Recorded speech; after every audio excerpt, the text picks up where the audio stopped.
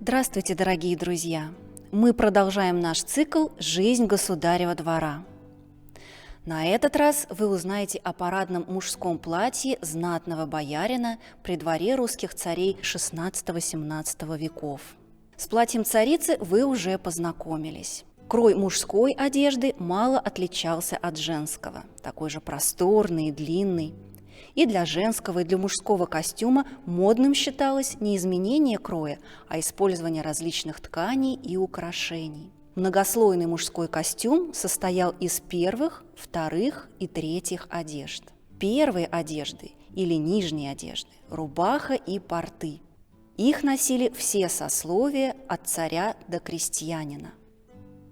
Шили, или, как говорили в те времена, строили рубаху из цельного полотна, с полным использованием ткани, чтобы ни один кусок не пропал.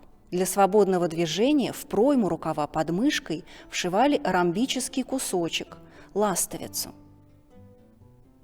Порты или штаны – второй компонент мужской одежды. Их шили из легкой ткани. Порты подпоясывались тонкой тесьмой, называемой гашник. В современном русском языке сохраняется выражение «положить в загашник», про запас, на черный день. В загашник могли прятать кинжал или что-нибудь ценное.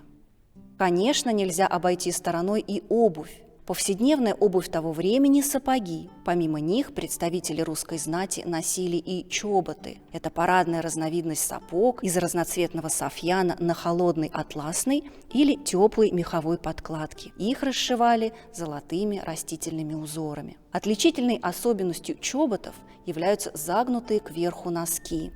Они также подбивались деревянными гвоздями. Основной элемент вторых одежд – кафтан. Он надевался поверх рубахи и портов. Распашная одежда, расширявшаяся к низу за счет клиньев, вшитых в боковые швы. Длина кафтана, как правило, закрывала колени. Застегивался кафтан в стык, петлицами на груди. Парадный становой кафтан, сшитый по стану, по фигуре, имел длинные рукава. Дополнение парадного кафтана – кушак, длинный широкий пояс, украшенный золотным шитьем, несколько раз опоясывал талию. Пояс – очень важная деталь русского костюма. Носить одежду без пояса считалось неприлично. Лишить человека пояса означало его обесчестить. Пояс придавал мужчине статность и выполнял полезные функции. К нему можно было крепить кошелек-калиту. Калита – сума или сумка, которую носили на поясе или на кушаке. Великий князь Иван Данилович, правивший в XIV веке, получил свое прозвище «Калита» по названию этой сумки. Мужские головные уборы были очень разнообразны. Представители знати носили сразу несколько головных уборов. Первой могла надеваться тафья – маленькая круглая шапочка, которая закрывала только макушку. Это очень древний головной убор, он похож на церковную скуфью или восточную тюбетейку. Дома носили тафью очень скромную, а парадные украшали драгоценными камнями. Поверх тафьи надевалась шапка. Их было множество разновидностей. В современном русском языке сохранилось выражение «не по сеньке шапка». Считалось, чем выше шапка, тем знатнее человек, и тем выше его положение в обществе. Одна из наиболее популярных разновидностей у бояр – шапка-мурмолка, высокая, с плоской тульей из алтабаса, бархата или парчи, с меховыми отворотами.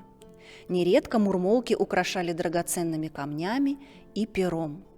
К третьим одеждам относился охобень или шуба.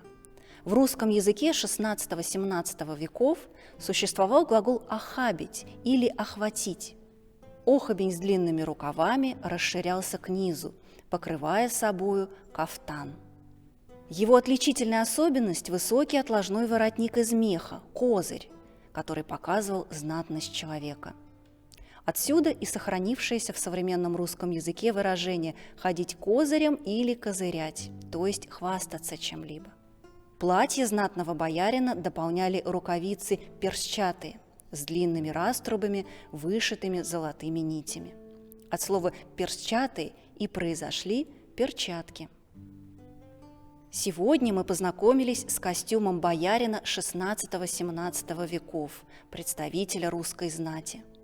Костюм является важным памятником эпохи, который помогает нам лучше понять жизнь людей в прошлом.